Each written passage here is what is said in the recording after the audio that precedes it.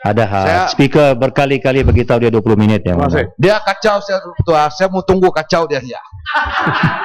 Dia tak boleh kacau saya. Saya prepared speech. Selepas pilihan raya umum ke-13, Yang Amat Berhormat Perdana Menteri telah mengumumkan pada sidang media bahawa kerajaan BN akan memulakan usaha pendamaian untuk menyatukan rakyat-rakyat yang seolah-olah dibagikan seperti ditunjukkan dalam pengundi trend polarisasi dalam pilihan raya. Beliau berkata langkah itu akan dibincangkan oleh pemimpin-pemimpin Barisan Nasional sebagai cara kehadapan untuk dasar yang lebih sederhana untuk negara dan menolak politik pelampau, perkauman dan pelampau agama. Walau bagaimanapun, apa yang rakyat telah menyaksikan selepas Mei 5 hari bulan 30, poin apa dah? 36. Ada asas kah? Dia sangkaan jahat. Dia menuduh UMNO Barisan Nasional. Betul. Ini tidak betul. Betul gila. Dia tak Malaysia. Tak siuman. Kena batangan dapat penyakit bomba Malaysia. Sampai cakap tak siuman ya. If there's ada basis bawalah, jangan sengaja saja. 36 yang Muhammad. Malu kan yang berhormat. Kenapa malu? Ibu Barat, Ibu Barat sebentar Ibu Barat. Ahli parlimen berdiri di sini bawa budak-budak dalam parlimen. Budak-budak bolehlah. Apa mak kacau? Juru cakap UMNO itu utusan Malaysia telah menuju serangan tersebut tanpa berhenti-henti. Baru-baru ini tindakan balas politik telah diambil oleh kerajaan Melaka dengan menjadikan Johnny Jonker Walk kepada Jonker Drive. Hanya pemimpin-pemimpin politik dengan pemikiran primitif yang akan menghukum pengundi untuk tidak menyokong mereka. Berhenti dah. I got to respect the point of order invoked by Skin Batangan. Dia tidak batangan. Dia sentuh tadi UMNO. Ini apa salah? Betul. Mana boleh? Apa salah? Tadi saya sentuh dia tidak boleh. Untouchable. Tak apa ya Mat. Skin Batangan. Tarik balik. Apa tarik balik? Racist party. Budak kecil. Apa dia macam? Kan susah ya Muhammad. Tak ada UMNO okey. Apa salah? Masalahnya 36-6 ya Muhammad. Kamu dah tahu. Tarik balik. Kita batangan sebentar. 36-6 merujuk kepada ahli. Ibu Barat ada rujuk pada ahli, mana-mana ahli. Ya Muhammad, 36-6 sangkaan jahat terhadap ahli dalam dewan ini. Ya. Okey saya ahli. Sebentar. Dia kata UMNO. Tadi saya sentuh di ini kenapa dia marah? Datuk Speaker, DAP si putih yang berhormat tunjuk. Saya tak baru juga kena batangan. Kena batangan, pergi minum kopi lah. Minum kopi. Ya. Datuk ada betul. Kena batangan tak ada. Itu tak pakai tak ada kelas. Tak perlulah sepam, tak perlu sepam. Datuk, get up. Datuk, there's a saying in English, Datuk. Teruskan ya. Datuk, there's a saying in English. Halo, ahli-ahli yang berhormat. Saya minta diam lah yang hormat ya. Datuk, there's a saying in English. If you don't know, don't open your mouth. You can generalize that. Are you saying that to me? Don't know, open your mouth. You saying that to me? Yeah. Sorry? Are you saying that to me? I do not know. I shouldn't open my mouth. Definitely not to the speaker. Okay. Why you're getting involved with me, Datuk Speaker? I thought you were saying that to me, you know. I'm not. Okay. Datuk Speaker must give orders to Datuk Speaker. Kenapa you must send to school kalau to kita reform bercakap tentang peraturan masyarakat dan pelanggaran peraturan masyarakat yang memaki, yang bercakap tanpa arahan, tanpa dibagi laluan, itu semua melanggar peraturan. Okay? Kita mesti kalau cakap pasal peraturan, kalau ada ahli sebelah sini melanggar peraturan, semua jangan langgar peraturan masyarakat, please. Okay? Ya. Yang belakang itu pun 100%. Okay? Ya, hanya pemimpin-pemimpin politik dengan pemikiran primitif yang akan menghukum pengundi untuk tidak menyokong mereka. Apa yang mendirikan dan mengecewakan adalah bahawa Perdana Menteri telah memilih untuk berdiam diri apabila bangsa itu dan dendam politik adalah jelas bertentangan dengan seruan beliau untuk berdamaian nasional. Tahun dulu Datuk Yang Dipertua, rang undang-undang pentadbiran undang-undang Islam telah dikemukakan di Dewan ini. Akhir sekali ia telah ditarik balik. Tetapi apa yang tertulis di sana sangat-sangat menjejas perhubungan di antara orang Islam dan bukan Islam. Undang-undang itu saya hairan dibawa ke Dewan ini. Dengan ini saya hendak bertanya kepada Perdana Menteri, apakah yang amat berhormat komited kepada proses pendamaian kebangsaan? Saya akan bagi beberapa faktor yang akan menunjukkan bahawa tidak ada komitmen oleh yang amat berhormat. Bersatu, apakah perkara sebenarnya yang telah dilakukan sejak itu sehingga sekarang? Minggu dulu yang amat berhormat Perdana Menteri berucap tentang kerajaan persekutuan akan bekerjasama dengan parti pembangkang yang telah merajui kerajaan negeri dan menubuhkan majlis perpaduan negara. Adakah semua ini yang beliau boleh bercakap? Adakah ia akan menjadi realiti? Nombor dua, sehingga hari ini tiada tindakan diambil terhadap pelampau yang membangkitkan kebencian agama serta serangan yang tidak mempunyai alasan seperti terhadap yang berhormat Si Putih yang nyata kepada pemimpin-pemimpin pembangkang sahaja. Tetapi tindakan pantas telah diambil terhadap pemimpin-pemimpin pembangkang sekiranya mendapati sebarang kesalahan yang remeh kecil-kecil.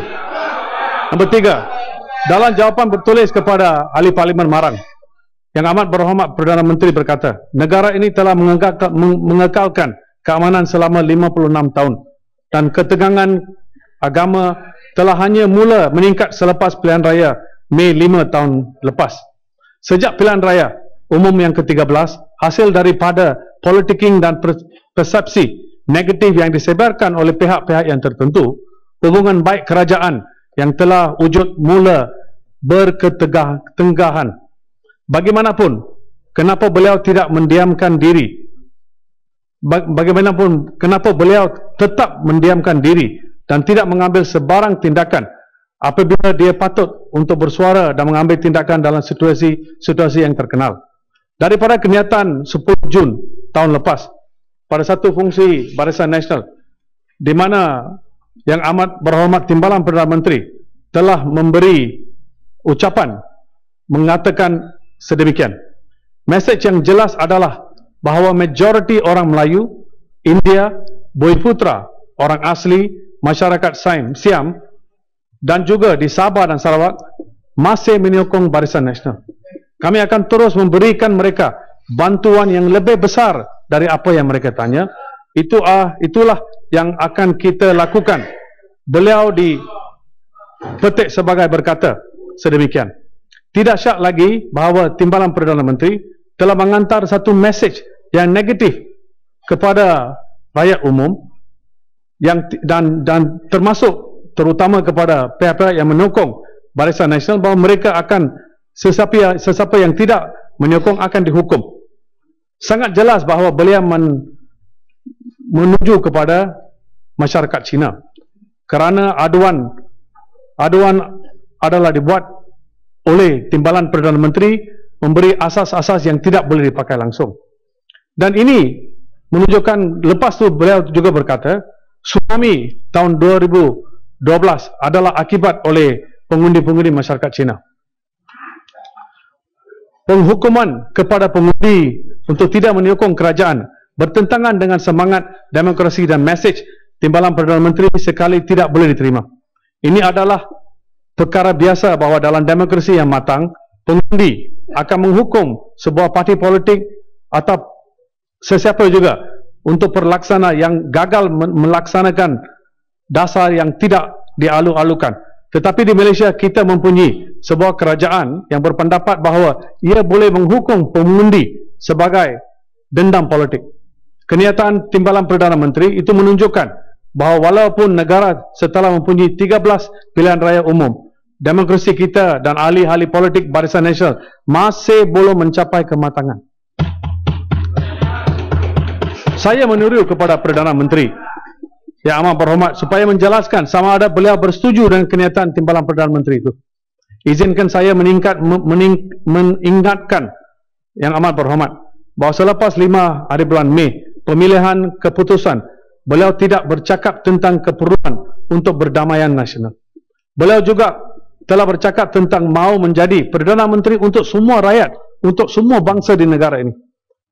Datuk Seri Perdana Menteri tidak boleh berdiam diri apabila timbalannya dalam kerajaan, dalam kabinet yang membuat kenyataan itu dan menolak seruan untuk berdamai nasional. Malau kegagalan kegagalan Yang Amat Berhormat untuk menghentikan utusan Malaysia dari meneruskan dengan artikel-artikel tentang bangsa dan laporan telah menyebabkan persepsi orang ramai bahawa pemikiran konservatif UMNO telah meningkat selepas 5 hari bulan Mei dan bahawa dia telah menjadi satu UMNO Presiden dan Perdana Menteri yang tidak berbiawah. Datuk Edi Bertua, pada 15 hari bulan Februari ini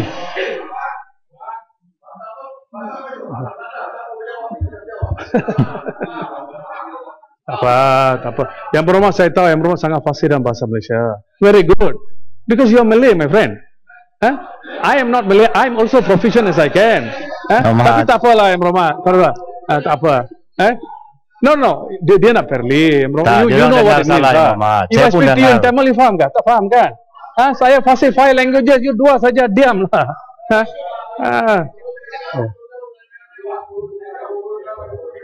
Bila penjelasan Yang Berhormat.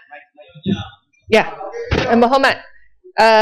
Betul Yang Bertua, yang 2 hari yang lepas kami baca kenyataan dibuat oleh Yang Berhormat dari pensiangan itu menteri yang jaga perpaduan nasional yang menyeru pengundi di Kajang, China itu mestilah undi calon kaumnya sendiri. Apakah ini Berhormat? Apakah ini bermaksud yang kenyataan seperti ini sebenarnya bercanggah dengan perpaduan nasional, tapi ia satu bentuk kenyataan yang berbau ke perkauman? Betul. Nombor satu, saya hairan. Ini adalah dikeluarkan oleh Menteri National Unity. Apa unity? Ini dia faham ke persaingan? Kalau nak pergi kempen politik, pandai-pandai lah. Jangan tanpa asas. It very widely reported in all the newspapers. Menunjukkan standard menteri. I'm very sorry to you. Yang Berhormat Menteri ada di sini. Kalau tidak, tolong nafikan. Kalau tidak, tolong nafikan so you can save your face. Yang Berhormat, kalau tidak, must be fair. Macam mana dia boleh pergi kempen menggunakan perkataan serupa? Kalau lain menteri atau lain ahli parlimen, okey lah, saya tak kisah. Itu pun korang standard lah. Kita Malaysia, kita punya ahli parlimen standard korang tak apa, itu tak apa. Tapi Yang Berhormat sebagai menteri berkenaan menjaga jabatan tersebut, menggunakan perkataan. You tak layak jadi speaker, you diam lah.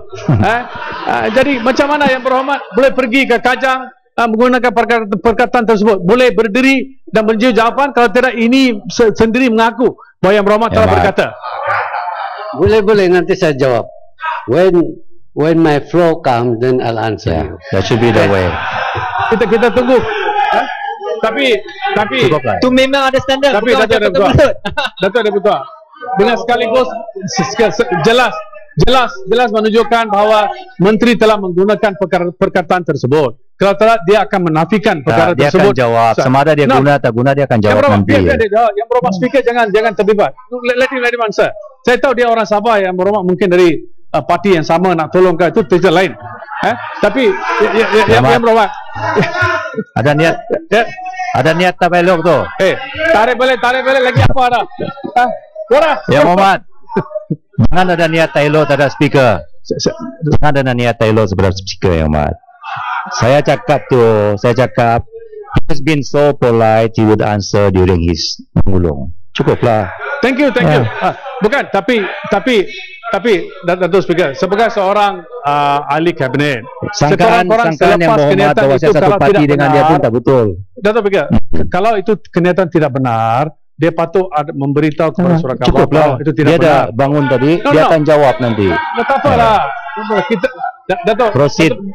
Datuk Speaker, dari apa yang kita tengok dari member support sama dia, kita tahu lah dia membuat kenyataan tersebut. Ini tapi yang menunjukkan ini adalah standard dalam negara ini, di mana kita ada menteri-menteri tidak tahu fungsi dan apakah tanggungjawab sebagai seorang menteri. Itu yang sangat memalukan kita. Datuk yang Bertua, pada 15 Februari tahun ini, Perdana Menteri telah melancarkan pasal pilihan raya kecil masa ni, depan panas sekolah sangat kami. dalam bulan. Ya. Jauh tak boleh dengar. Panas sangat ya Muhammad. Sujud. Bertenang tak ahli-ahli semua. Saya tahu kita sedang berhadapan dengan pelarea kecil, kajang dan belingan. Tapi dawan ni kita boleh ikut peraturan, senyap-senyap semua. Ya, jangan sensitif sangat ya Muhammad ya. Ya. Kami mengalu-alukan pelancaran tersebut untuk sekolah jenis kebangsaan Tamil. Plan tindakan oleh Perdana Menteri dan Prof Rajendran yang telah dilantik untuk melakukan kajian penuh kepada sekolah-sekolah Tamil. Banyak mesyuarat dan perbincangan telah diadakan dengan semua pihak seperti guru-guru, murid-murid, ibu bapa dan ahli akademik. Plan tindakan mensyorkan 11 teras yang utama. Sebenarnya Datuk Ibu Ketua, pada tahun Jun 2011, DP sebenarnya telah gesa untuk merangka sebuah rangka tindakan, dan kita telah mengorganisasi sebuah perbincangan meja bulat di Parlimen yang dihadiri oleh Yang Berhormat Menteri Padarenggas dan juga 2 timbalan menteri dari MIC. Dalam perbincangan meja bulat itu pada 21 hari bulan Mei, saya telah berkata antara isu-isu utama yang kita perlu memberi keutamaan dan kajian adalah nombor 1, keadaan sekolah-sekolah Tamil yang terletak di tanah persendirian, di estate-estate dan di luar bandar. Nombor 2, keperluan sekolah-sekolah baru dan perkembangan sekolah-sekolah di kawasan bandar. Nombor 3, bantuan kewangan yang cukup bagi sekolah-sekolah tersebut. Dan nombor 4, penutupan mungkin ke 50% dari sekolah-sekolah Tamil akan ditutup dan kehilangan kerja untuk lebih 4,000 guru-guru di negara ini dalam tempoh 5 ke 10 tahun dari sekarang. Guru-guru dan kaki tangan yang dihantar ke sekolah-sekolah Tamil patut berfasih dalam bahasa Tamil. Saya mengalu-alukan plan tindakan kerajaan sebagai yang telah dibentangkan oleh Yang Amat Berhormat Perdana Menteri. Yang baik walaupun ia masih belum dapat dilihat bagaimana kejayaan pelaksanaannya. Dalam melancarkan rancangan tersebut, National Action Plan for Tamil Schools, Yang Amat Berhormat Perdana Menteri telah menarik perhatian bahawa rancangan akan dikemukakan kepada Kementerian Pelajaran untuk dimasukkan dalam rangka tindakan pendidikan Malaysia 12-13, 20-25. Ini adalah untuk mengelak konflik di antara kedua rancangan dan saya percaya mereka boleh diselaraskan untuk mencapai objektif yang sama, kata Perdana Menteri. Ini menimbulkan kebimbangan rakyat kerana pelaksanaan ini akan menghadapi halangan. In fact, saya percaya bahawa rancangan ini kalau di bawah Kementerian Pelajaran will be kept in cold storage. Rekod Kementerian Pelajaran dalam merawat SJKT tidak dapat meyakinkan orang ramai. Oleh itu saya mencadangkan supaya plan tindakan ini diletakkan di bawah penjagaan khas pejabat Perdana Menteri dan laporan tahunan mengenai pelaksanaannya akan dikemukakan kepada Parlimen untuk dibincangkan oleh ahli Parlimen. Itu yang betul.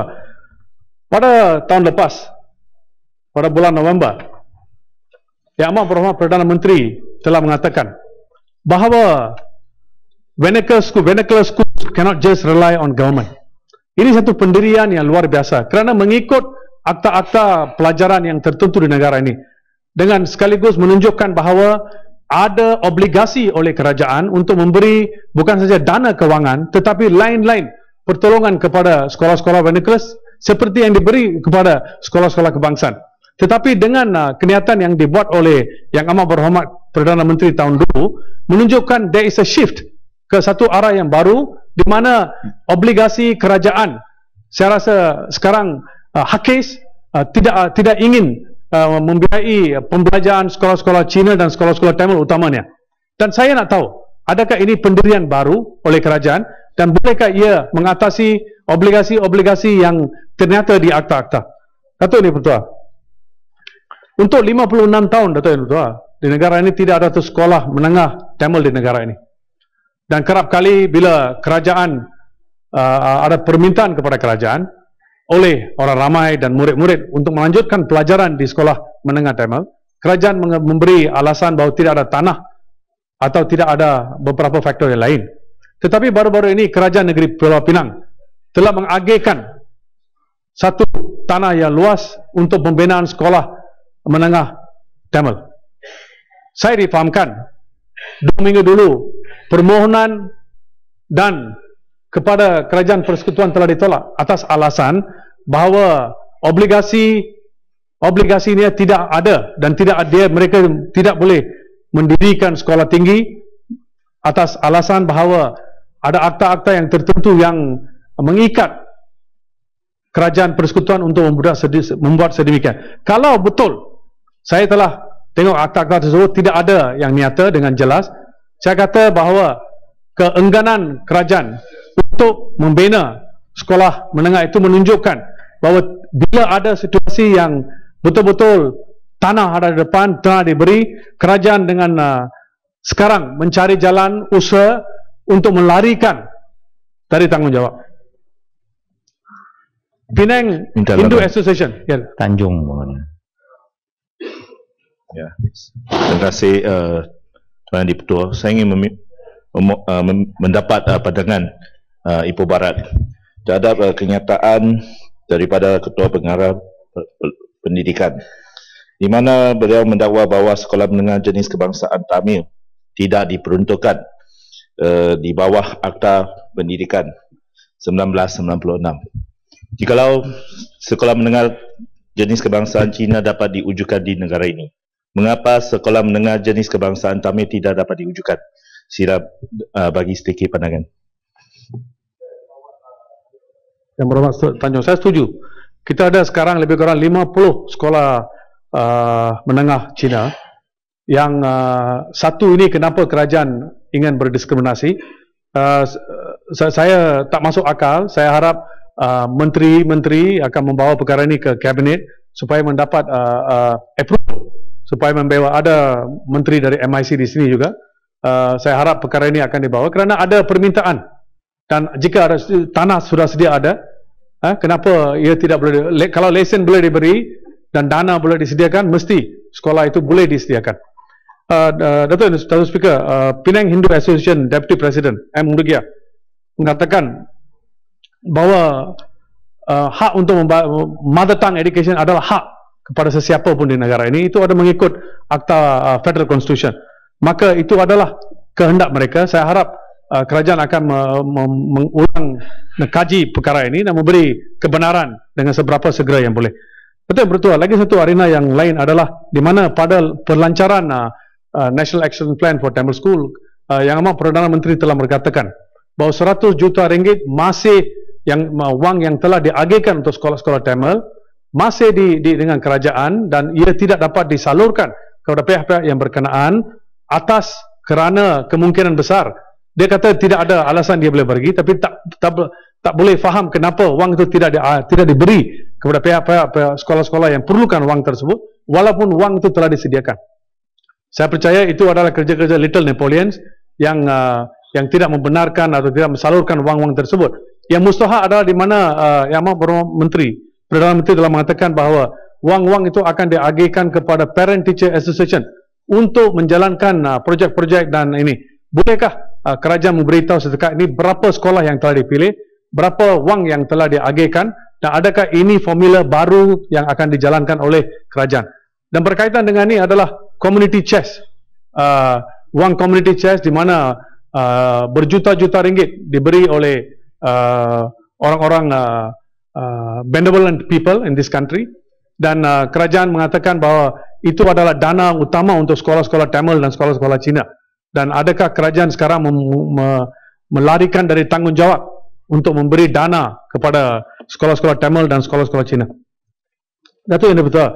Pada 9 hari bulan dan 10 hari bulan Mac 2011, International Criminal Court telah mengadakan Asia Pacific Conference, Parliamentarians for Global Action telah mengadakan di Parlimen ini, di mana Tan Sri Speaker telah datang ke function tersebut, dan lebih kurang 10 hari selepas itu Kabinet telah memberi approval untuk kita menjadi ahli International Criminal Court, dan walaupun ini sudah dekat 4 tahun, setiap kali sebelum 2011 kerajaan memberi macam-macam alasan.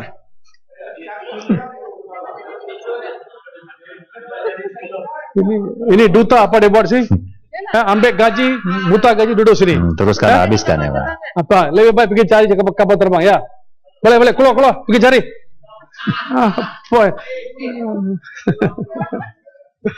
Jadi Dato' Yang Betul, itu Asia Pacific Forum, selepas tu Kabinet telah memberi approval, dan Peguam Negara telah mengatakan bahawa perlu membawa beberapa akta-akta tertentu supaya ikut niat Rome Statute. Itu semua telah dijalankan, telah pun dicapai. Apakah yang menjadi sekatan untuk kita menjadi anggota? Walaupun selepas pengumuman Kabinet Malaysia pada tahun 2011 pada bulan Mac, lebih 10 negara telah menjadi ahli, dan satu di antara sebab adalah kerana kita ada forum tersebut di Parlimen Malaysia, di mana negara-negara lain, peguam-peguam negara lain datang, belajar, faham, kata ini ada satu obligasi yang baik, satu treaty yang baik.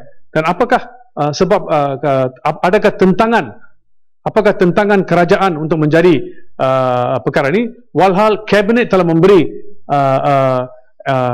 announcement mengatakan bahawa kita akan menjadi anggota. Bukankah kaki tangan kerajaan mereka ada patut menjalankan tugas untuk mendeposit instruments of accession di United Nations? Betul yang betul. Akhir sekali, hari ini seperti biasa kita dengar, ini pada minggu dulu Tan Sri telah mengatakan bahawa usul di bawah 18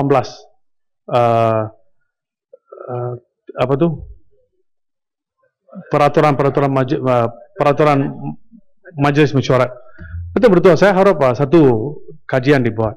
Kalau kita tengok dalam parlimen ini lebih 50 tahun, setiap kali di mana-mana perkara pun, kalau membawa usul 18, dia tak perlu diberi satu blanket cover di mana mengatakan bahawa ini adalah semasa untuk semua ahli parlimen boleh berucap, maka minggu hadapan satu jawapan boleh diberi, maka ada ruangan untuk mereka membahas perkara tersebut, dan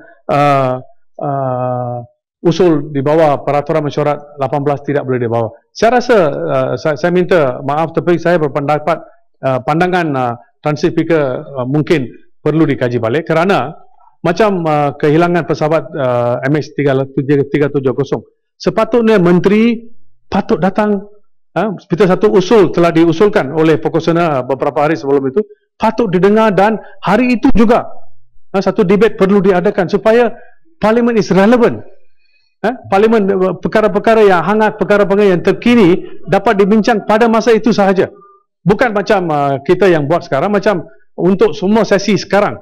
Nampaknya di sesi yang pertama tidak boleh membawa usul langsung, dan saya rasa ini sangat mencacatkan pekerjaan kita, tugas kita. Ibu Barat, saya harap Ibu Barat, ya, celah.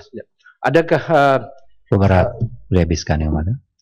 Adakah Ibu Barat tahu bahawa Menteri Pengangkutan telah mengeluarkan undangan kepada sebilangan ahli-ahli Dewan Rakyat untuk mengikuti satu taklimat pada 18 hari bulan jam 8.30 malam di Alof Kuala Lumpur Central. Bagaimanapun ahli-ahli parlimen daripada barisan kita tidak dijemput langsung. Ibu Barat, sekejap. ya, Ibu Barat, saya nak tanya juga, Ibu Barat, adakah itu satu ketidakadilan, dan kenapa isu yang begitu penting itu tidak dibahaskan, diberitahu kepada semua wakil rakyat, kerana kita juga mewakili rakyat dan kita menang 52% pengundi di Malaysia, dan kita kena jelaskan isu-isu ini kepada seluruh Malaysia. Saya nak Ibu Barat tolong jelaskan. Ya, saya pun hairan, betul Speaker, bahawa ada jemputan kepada ahli parlimen untuk berbincang mengenai tragedi MH370. Kenapa kita tidak di Pelawar untuk pergi ke sana? adakah ini sebenarnya satu perkara yang merupakan sangat sulit dan pihak pembangkang tidak diajak. Saya harap pihak-pihak yang menganjur perkara tersebut mengambil tahu bahawa ini adalah berkaitan dengan negara dan semua wakil rakyat ada hak untuk pergi, dan saya harap semua wakil rakyat tak kisah di sana atau di sebelah sini diajak untuk memberi briefing oleh pihak-pihak yang berkenan. Saya terkejut dengan bahawa jemputan hanya diberi kepada ahli parlimen Barisan Nasional, walaupun saya berpendapat bahawa yang dari pembangkang pun ada semestinya ada banyak pandangan yang boleh membina negara ini. Dan lagi-lagi dalam ucapan saya telah mengatakan di mana national reconciliation. This is not national reconciliation. This is national damaging activity yang dibuat oleh kerajaan. Saya harap tindakan dapat diambil dan supaya semua ahli parlimen dapat diajak untuk projek tersebut. Terima kasih. Ya, terima kasih, Ahmad. Serang ya. Bintulu. Bintulu. Terima kasih, Datuk Yang Dipertua. Memang sebutnya kong kali kong ya. Sebutnya mana ada betul ya. Dia ada lupa, si Putih ingatkan balik perkataan tu. Iyalah, nanti orang cakap, dia marah. Selalu kalau dia silap, dia salah, tidak mengaku. Kalau kita terangkan dia punya silapan, dia sudah jadi huru hara. Inilah masalah dia sebutnya tak paham-paham. Terima kasih kerana memberi peluang kepada saya untuk mengambil kebahagiaan dalam perbahasan menjunjung kasih kepada Tulia Yang Maha Mulia Yang Di-Pertuan Agong. Datuk Yang Di-Pertua, saya ambil peluang ini untuk beberapa perkara dalam isu-isu saya kemukakan. Terlebih dahulu saya juga ingin mengambil kesempatan ini untuk merakamkan keprihatinan terhadap insiden yang berlaku ke atas MH370 penerbangan Malaysia ke Beijing pada 18 Mac 2014 dan melahirkan rasa simpati kepada semua penumpang dan anak kapal pesawat tersebut serta keluarga mereka. Datuk Yang Dipertua, saya mau sentuh ini MH370. Saya rasa Datuk Yang Dipertua mungkin bukan ada tengah. Banyak perkara tiaran tidak berpuas hati. Saya rasa kita nak ambil perhatian atas isu-isu ini. Contoh, macam maklumat kita beritahu rakyat Myanmar ataupun antarabangsa mara kita mula-mula bagi tahu masa 2:40 pagi, 2:40 in the morning, lost contact. Tetapi lepas itu kita keluar lagi satu, kata pukul 1:07 sudah kita lost contact. So ada jadi satu keliru kepada antarabangsa ataupun mana-mana keluarga ada terlibat dalam ini isu. Rasa rakyat rasa kenapa kita tidak boleh keluar satu maklumat yang tepat. Saya rasa ini MAS ataupun TCA mestilah ambil perhatian ini, kasih kebetulan. Lain kali janganlah, kalau kita belum tentu jangan lagi kita umum. Walau bagaimanapun antarabangsa ataupun siapa-siapa pihak memang tidak boleh diterima. Pasal daripada Vietnam bagi tahu ini kapal terbang bila sarahkan kepada sama dia orang tidak dapat detect. Tetapi dia ada hubung kepada DCA, control tower, tapi control tower tidak jawab. 2 kali dia hubung. Tadi ini perkara kita mesti mau terang kepada rakyat siapa salah ini isu. Tetapi akhir sekali kita keluar pukul 1:07. Saya rasa kita siasat ini bukan saja siasat ini kapten ini semua ataupun kaki tangan di jaga ini kapal terbang ini semua, termasuklah TGA kita sama MAS semua kita mau siasat betul-betul masalah keluar daripada mana. Kalaulah apa-apa insiden berlaku di mana negara, di mana-mana kalau ada rakyat terlibat, contoh macam negara China, kalau kita pergi buat sidang media, janganlah kita punya pegawai bertanggungjawab di negeri China itu tidak mau buat sidang media. Dia minta satu marketing, Vice President buat media, sidang media. Tadi dia bila buat sidang media, rakyat banyak marah. Pasal dia punya muka serba mau makan orang. Dia marah. Inilah satu kelemahan kita, saya rasa kita mau memperbaiki. Tadi satu lagi isu ini, bila dia tugas satu lagi-lagi buat sidang media, kemungkinan dia in charge di Beijing sana. Tadi dia bila dia buat sidang media, dia pandai cakap bahasa Mandarin, tetapi dia tidak mau guna. Dia dalam buat sidang media, dia buat bahasa English. Lagi keluarga marah sama kita. Inilah atas ini gemalangan insiden ini berlaku MH370. Keluarga memang dia punya temper tidak boleh dikontrol. Memang emosi. Apa pasal lagi kita lagi tambah emosi? Saya harap ini MS ini perkara yang serius. Bila lah sampai mana-mana negara buat satu tugas, mestilah mau jaga image negara kita. Satu yang dipetua, kalau kita TCA rasa ini raida sudah lama, apa salahnya kita minta kerjaan menaik taraf ataupun tukar itu setelah ataupun